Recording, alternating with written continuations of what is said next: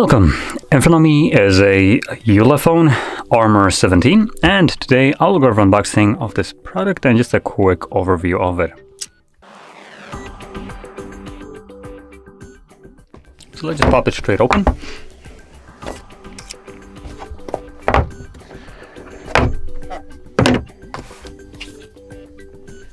Seriously? They included a business card. Cool. Anyway, we have some paperwork.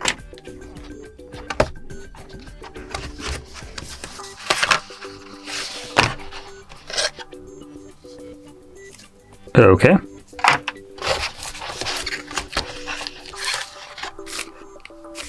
This has some heft to it. Oh, that's a... Wait, what is that even? Anyway, I'm gonna try to figure it out in a second. We also get a guitar pick, or something to open up the phone, I assume.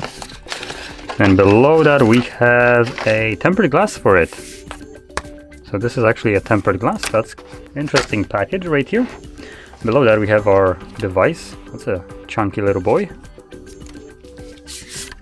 Well, the amount of plastic right here is substantial.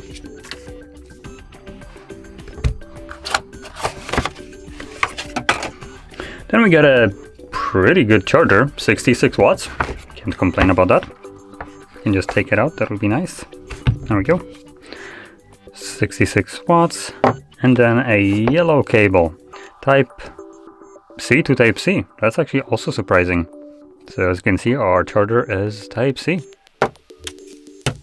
Now, the reason this is surprising is because a ULEFONE isn't necessarily like a super reputable phone. It's not like Samsung or anything like that.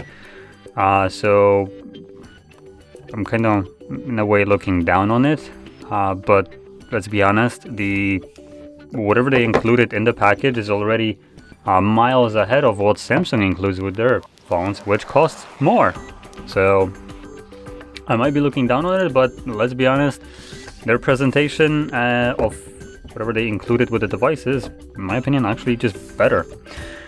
Now, quickly going into our little specs right here, we have a 120 Hertz display, 6.5H Full HD Plus display, IP68, so we are water and dust resistant, that's nice. MediaTek Helio G99 chipset. Now this is the weaker part of this device. This chipset is mid-range and not even like decent mid-range, it's more on the lower end. So it still should perform relatively well, but obviously any kind of like Snapdragon 700 and 7.6 will outperform it, and well, most of the Snapdragons with 7 will, and obviously anything above that will most certainly outperform this. Now I believe this is also a screen protector pre-applied on here, so I'm gonna, yep. So if I peel that off, you can see that there is another protector under it. When you're peeling this off, just make sure that you don't peel off both of them at the same time. That might happen sometimes. Okay, there we go. So here is our device. Bezels are on a thick side, as you can probably see. Just quickly get a look at that.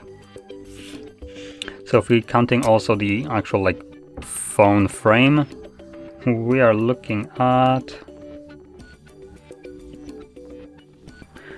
about over 1 centimeter, at least at the bottom. Now on the side it's going to be a little bit less, at about 0.7, right? 0.7, yep. And then top one,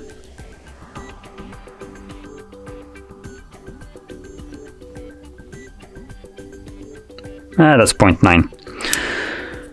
Okay, so yeah, the bezels are pretty substantial. Now the phone is also a chunky little fella right here, so in thickness we're looking at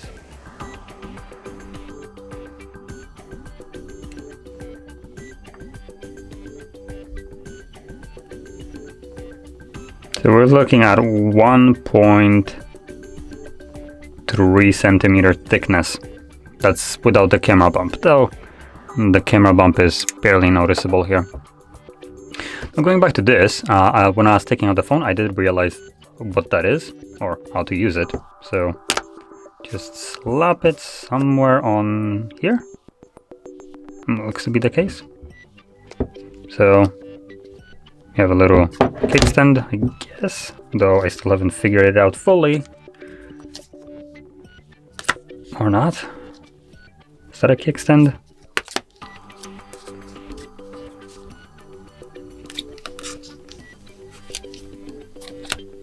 Am I just a boomer?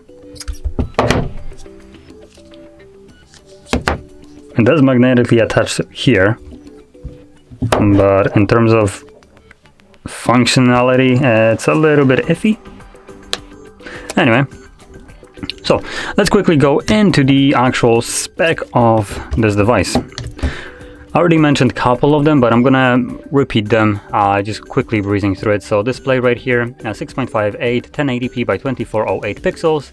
It's an IPS LCD display, 120 Hz refresh rate, 75% screen to body ratio with 401 pixels per inch, covered by Gorilla Glass 5 screen right here, plus the screen protector which comes pre-applied, and obviously the tempered glass which also comes as addition here.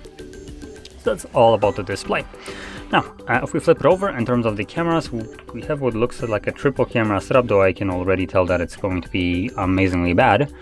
So, the main sensor is a 108 megapixel f1.9 wide sensor. Then we got an 8 megapixel ultra wide and an 8 megapixel night vision. That explains these two LEDs below that. So these are infrared. Now, if you don't know what infrared is, basically it's a light that human eye does not see. So imagine just like an LED that this functions like a flashlight almost on the phone, but flashlight that you cannot see but the camera can, and then convert it to, well, the screen you can actually see it. So just to maybe demonstrate this, let's see if, actually I would need to go to the setup, but I will go to the setup, and once I get finished I'll try to look for the app that uses this.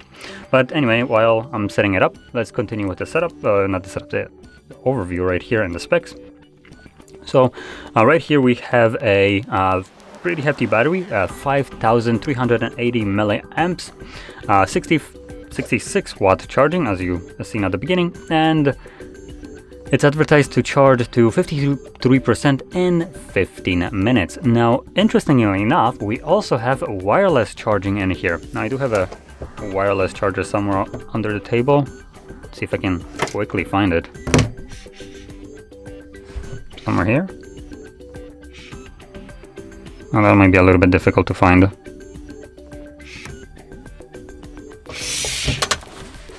Let me see.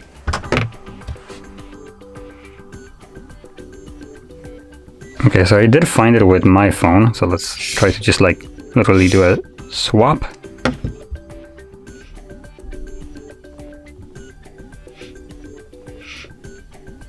Okay, so it's not charging. Could be that I just cannot find the little part where it starts charging. Could be that the distance is too far, because the phone has a little bit of thickness to it.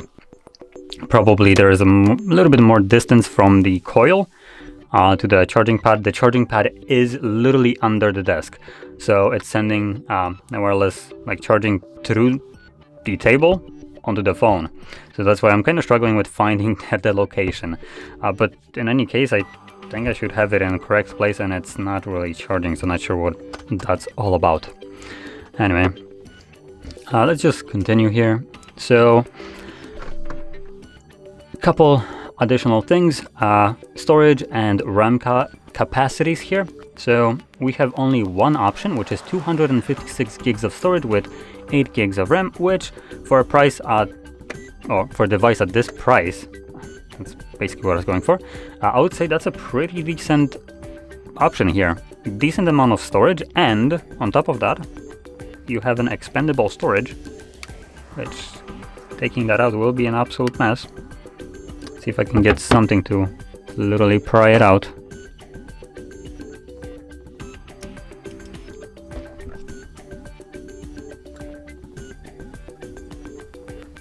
There we go.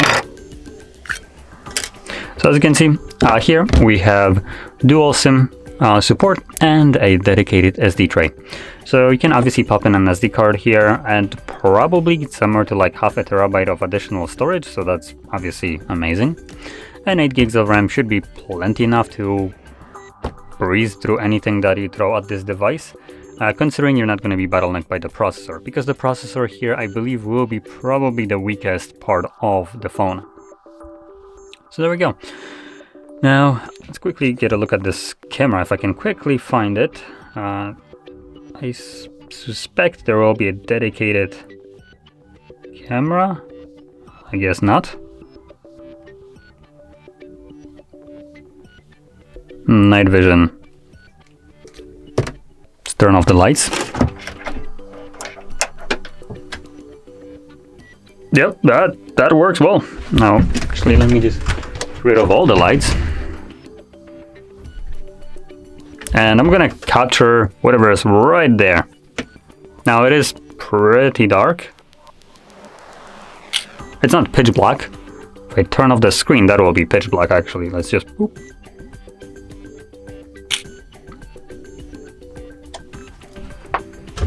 Okay, so you'll be able to see that this was basically captured in pitch darkness. So there was no light whatsoever in here, and apart from the quality of this photo being on a lower end, considering this is just an 8 megapixel camera that is taking it for some reason, this is still pretty, I would say, okay-ish. Obviously, if you can't see anything in the shot and then you get this as a comparison, then there is no real contest. Now with the same kind of environment, I'm gonna capture it with my phone and we'll see how that performs as a comparison.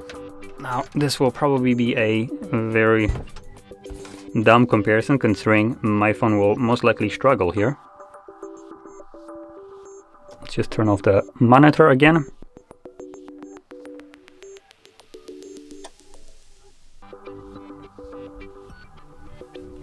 Okay, so this is, let me just quickly make it a little bit brighter so it's easier to see. This is what I got. As you can probably see, the monitor, even though it was displaying black image, it's still kind of trying to light it up.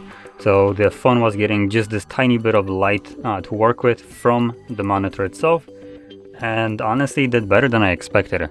Now, benefit here is it's actually in color, but if we actually compare a pitch black environment where you have no light whatsoever, basement or anything like that, this phone will be able to deal with that, because it basically provides its own light from the little infrared lenses right here.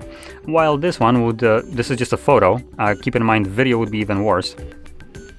So in a photo it did a long exposure to kind of make up for the low light. So this phone didn't need to do any kind of long exposure, because for the camera of this phone, the environment looked lit up, and that's basically why it can quickly capture a photo. Don't need any like long exposure or anything like that. So it's a neat thing to have if your work, for instance, requires it. Other than that, it might be just a gimmick. But still, I kind of like how they go about these more rugged devices, where they include like random stuff sometimes. I've seen phones with temperature sensors, with air sensors, so it basically measures the oxygen in the air, how viable it is to, for instance, work in this environment. This one gives you a night camera, so there's been pretty interesting options from them. But anyway, so quickly finishing this off, I'll say the price right now. So this phone comes at about 260 euros. And like I mentioned before, the weakest part of this device will be the processor in here, being on a lower kind of end. But for this price, 260 bucks or euros, that is, I would say, still a decent price for a device like this. Now, obviously, it won't be winning any kind of aesthetic awards, as you can probably see. It's a chunky device. The cameras right here obviously also won't be doing as good as some other devices, or even, well, maybe not higher price range. That would be kind of incorrect. This device is relatively cheap, to be honest. 260 bucks is basically like the beginning of mid-range or end of budget devices. So having 108 megapixels and infrared here, it's already pretty decent. 120 Hertz refresh rate, again, fantastic for the price. So yeah, I'm actually quite surprised. The only problem that I have is probably as majority of you will have this problem, is the just pure aesthetic of the device. It is a bulky device, big, has chunky bezels, as you've seen. These are not modern bezels, and this device was released at the end of 2022, so October 31st. So this is a relatively new device that kind of has still the old school aesthetic to it, and that will be probably the drawback for a lot of people, how big it is and bulky and outdated looking it is, no matter how cheap it is in a way. So that will be overlooked probably by majority of the people, including me. If I would be looking for a cheap phone, I'd probably overlook this one, just because I would prefer something, for instance, either more expensive or cheaper but more modern looking. It's a dumb way of looking for a phone, but that is the reality, at least for me, and probably plenty of other people. Now, with this being said, if you found this video helpful, don't forget to hit like, subscribe, and thanks for watching.